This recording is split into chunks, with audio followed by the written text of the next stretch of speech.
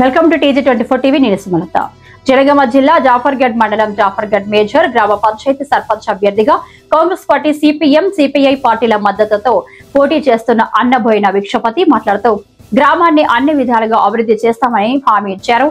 ఈ సందర్భంగా ఆయన మాట్లాడుతూ జాఫర్గఢ్ మండలంలో రోడ్లు, డ్రైనేజీ, పారిశుద్ధ్య వంటి అనేక సమస్యలు నెలకొన్నాయని, తనను గెలిపిస్తే వాటన్నింటినీ పూర్తి స్థాయిలో పరిష్కరిస్తామని అన్నారు. గత టీఆర్ఎస్ ప్రభుత్వ హయాంలో మండల కేంద్రమైన జాఫర్గఢ్ గ్రామాన్ని అభివృద్ధి చేయడంలో పూర్తిగా విఫలమైందని విమర్శించారు. తనను గెలిపిస్తే జాఫర్గఢ్ గుట్టను పర్యాటక కేంద్రంగా అభివృద్ధి చేసేందుకు ఎమ్మెల్యే కడియం శ్రీహరి, ఎంపీ కడియం కావ్యతో పాటు మంత్రులను కలిసి అధిక మొత్తంలో నిధులు తీసుకువచ్చి రోడ్లు, మౌలిక వసతులు అభివృద్ధి చేసి గ్రామాన్ని ఆదర్శ గ్రామంగా తీర్చిదిద్దుతానని తెలిపారు. కాంగ్రెస్ ప్రభుత్వం అధికారంలోకి వచ్చిన 2 సంవత్సరాల్లోనే రేషన్ కార్డులు, సన్నబియ్యం, ఉచిత బస్సు వంటి పథకాలను అమలు చేసిందని చెప్పారు. అలాగే రైతు భరోసా వంటి పథకాలను కూడా అమలు చేస్తుందని తెలిపారు. కావున గ్రామ ప్రజలు తమ సేవలను వినియోగించుకుంటూ తన ఎన్నికల గుర్తు కత్తెర గుర్తుకు ఓటు వేసి గెలిపించాలని ఆయన కోరారు.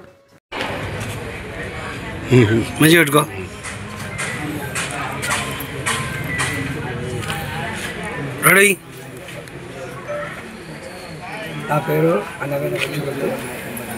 జఫరాడు గ్రామ పంచాయతీ, మేజర్ గ్రామ పంచాయతీ సర్పంచ్గా పోటీ చేయడానికి గౌరవనీయులు పెద్దలు కడియం శ్రీహరి గారు, కావ్య గారు వారి ఆశీస్సులతోటి నాకు అవకాశం ఇచ్చి జఫరాడు మేజర్ గ్రామ పంచాయతీ సర్పంచ్గా పోటీ చేయమని చెప్పినందుకు మొదటగా వారికి ధన్యవాదాలు. అదేవిధంగా మా బ్లాక్ కాంగ్రెస్ అధ్యక్షుడు, ఉప సర్పంచులు, మా గ్రామ సర్పంచులు అందరికీ కూడా, మా కార్యకర్తలందరికీ కూడా ధన్యవాదాలు. గత 40 సంవత్సరాలుగా నేను కాంగ్రెస్ పార్టీలో ఎటో పోకుండా ఎన్ని కష్ట నిష్టాలు వచ్చిన పార్టీలు పట్టుకొని ఉన్నందుకు గౌరవనీయులు పెద్దలు కడియం శ్రీ గారు నాకు ఆశీర్వదించి, నన్ను దీవించి, కావ్యక్క గారు, కడియం శ్రీ గారు నాకు ఈ అవకాశం ఇచ్చి నన్ను పంపిండు. దానికి తోడుగా మా బ్లాక్ కాంగ్రెస్ అధ్యక్షుడు ఎల్లన్న గారు, అదేవిధంగా మాజీ సర్పంచ్ గారు, మాజీ ఎంపీటీసీలు, గ్రామశాఖ అధ్యక్షులు, కార్యకర్తలు, ముఖ్య నాయకులు అందరూ కూడా నాకు సంపూర్ణ మద్దతు ఈరోజు మేమందరం కూడా కూర్చొని సమావేశం కావడం జరిగింది. నా గెలుపు కోసం మేమందరం కూడా కంకణబద్ధమై ప్రతి ఒక్కరూ మేమే సర్పంచ్గా పనిచేస్తామని చెప్పి హామీ ఇవ్వడంతో నాకు నిజంగా నా మనసు నిండా సంతోషం ఏర్పడ్డది.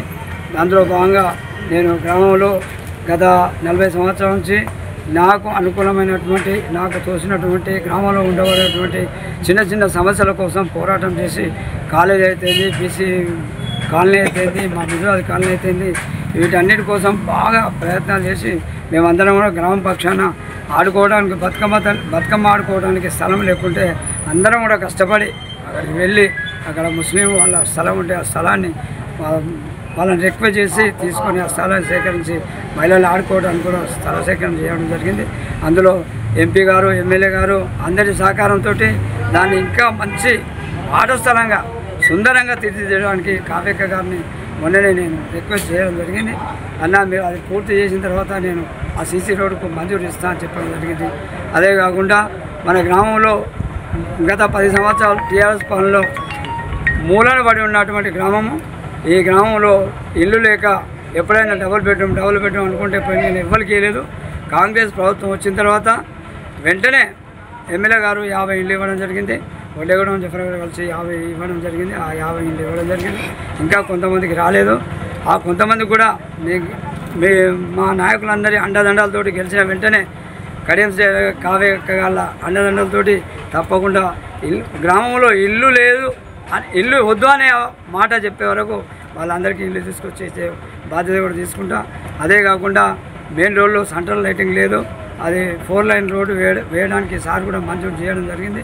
మొన్న మేము వెళ్ళే సందర్భం కూడా సార్ చెప్పిండు, అది 4 లైన్ రోడ్డు వేయాలి, సెంట్రల్ లైన్ పెట్టాలన్నాడు. అది ఆ పని కూడా పూర్తి చేయించడానికి నేను నిజంగా కూడా ఎమ్మెల్యే గారిని, ఎంపీ గారిని మేమందరం నాయకులందరం వెంటబడి ఆ పని పూర్తి అయ్యే వరకు మేము కంకణబద్ధం అవుతాం.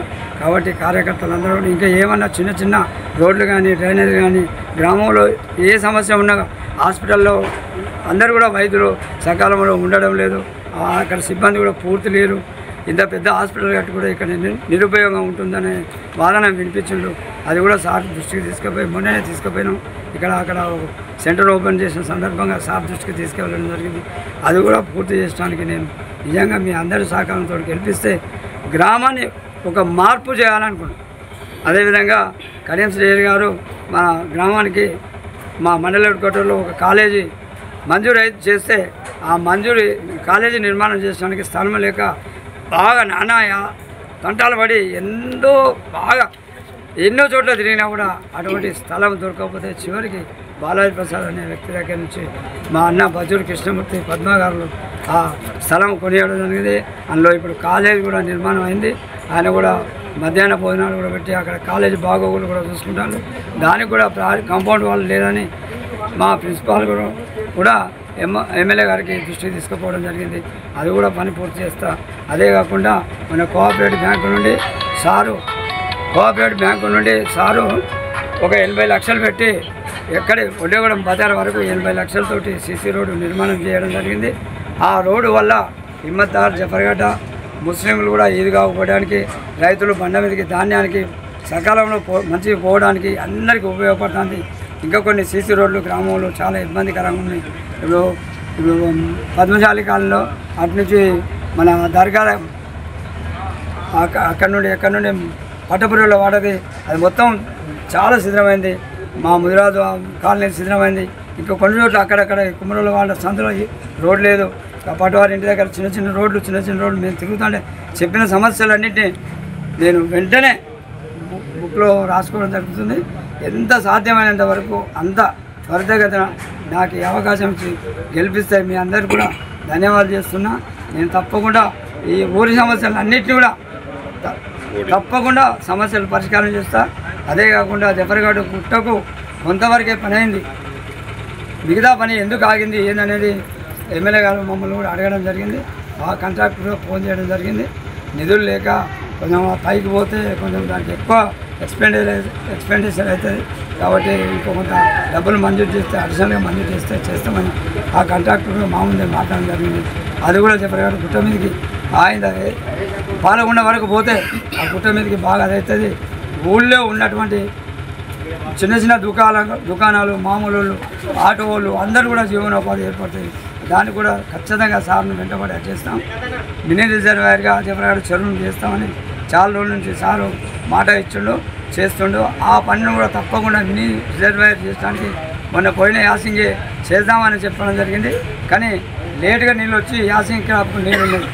ఈ పంటల పండుగ చేద్దాం సార్ అని చెప్పడం వల్ల ఆగిపోయింది. దాన్ని కూడా పని పూర్తి చేద్దాం. ఈ రోడ్లన్నీ జఫర్గఢ్ హిమ్మత్నార్ ఇవన్నీ మంజూరైన రోడ్లన్నీ కూడా తక్షణమే సాధిస్తుండు. వాటికి ఏంటంటే ఏ ఉట్టి మాటలు చెప్పకుండా దాని శాంక్షన్లతో సహా మీ అందరు కూడా ఎప్పుడో అప్పటికప్పుడు చెప్తా ఉన్నాడు. మా గ్రామంలో ఉండబడే సమస్యల కోసం ప్రతి సమస్య కోసం నిరంతరం నా ఇంటి సమస్యగా భావించిన ఊరిని డెవలప్ చేసేదాంట్లో ముందుంటా అని చెప్పి మీ అందరి ముందు నేను ధన్యవాదాలు చేసుకుంటూ మా కార్యకర్తలు అందరూ కూడా నాకు అండదండగా ఉన్నారు. తప్పకుండా నా గెలుపు కోసం ప్రతి ఒక్కరిని నేనే సర్పంచ్గా పనిచేస్తామని చెప్పిండు.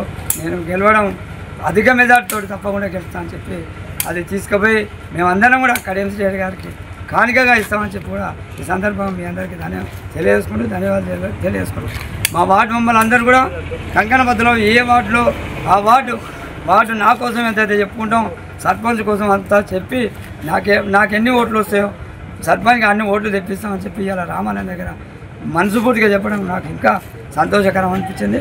ఈ విధంగానే కలిసికట్టుగా పనిచేసి ఈ గ్రామాన్ని మేమందరం కూడా అభివృద్ధి పథంలో నడిపించడానికి ముందుందామని చెప్పి ఈ సందర్భంగా తెలియజేస్తున్నాం. మీ గుర్తు ఏంటి? కాంగ్రెస్ అస్సాం గుర్తు కాదు, స్థానిక సంస్థలలో వచ్చిన గుర్తు కత్తెర గుర్తు మీద అందరి అమూల్యమైన ఓటేసి గెలిపించాలని చెప్పి కూడా మీరు ఆ కత్తెర గుర్తు 2వ నంబర్ ఆ 2వ నంబర్పై ఉన్న కత్తెర గుర్తు మీద ఓటేసి గ్రామ ప్రజలందరూ కూడా మీ అమూల్యమైన ఓటును వేసి మంచి వ్యక్తిగా మీకు సకాలంలో అందుబాటులో ఉండి అన్ని సమస్యల్లో ఉండి మీకు అందుబాటులో అన్ని సమస్యలు పరిష్కారం చేసడానికి ముందున్నటువంటి వ్యక్తికి ఓటేసి గెలిపించాలని చెప్పి గ్రామ ప్రజలందరినీ కూడా కోరుకుంటున్నాం. మేము గత 20 సంవత్సరాల నుంచి కాంగ్రెస్ పార్టీ మండలంలో కాంగ్రెస్ పార్టీ CPM అలవెన్స్లో ఉంటే మేమే వాళ్ళుగా కలిసి అన్ని విషయాలలో అభివృద్ధి పథంలో వాళ్ళు ఏం చేయాలి, మనం ఏం చేద్దాం, ఎట్లా పోతే ముందుకు వస్తుందని చెప్పి ఆలోచనతో సిపిఎం పార్టీ కూడా మాకు అనుబంధంగా ఉంది. అందరం కలిసిమెలిసి పనిచేస్తున్నాం. మొన్న ఎమ్మెల్యే గారు వాళ్ళు కూడా మా వాళ్ళు కూడా కొన్ని ఇల్లు కావాలంటే ఇల్లు ఇవ్వడం జరిగింది. మేము కూడా మా ప్యానల్లో సిపిఎం పార్టీకి ఒక వార్డు అభ్యర్థిగా ప్రకటించడం జరిగింది. వాళ్ళు కూడా మాతో పాటు పోటీలో ఉన్నారు. నాయకులు అందరూ కూడా సిపిఎం పార్టీ నాయకులందరూ కూడా మాకు అండగా ఉంది, కలిసిమెలిసి పనిచేస్తున్నందుకు వారికి కూడా ప్రత్యేకంగా ధన్యవాదాలు. Hi, నేను మీ Satyasri. Please do subscribe TG24 TV.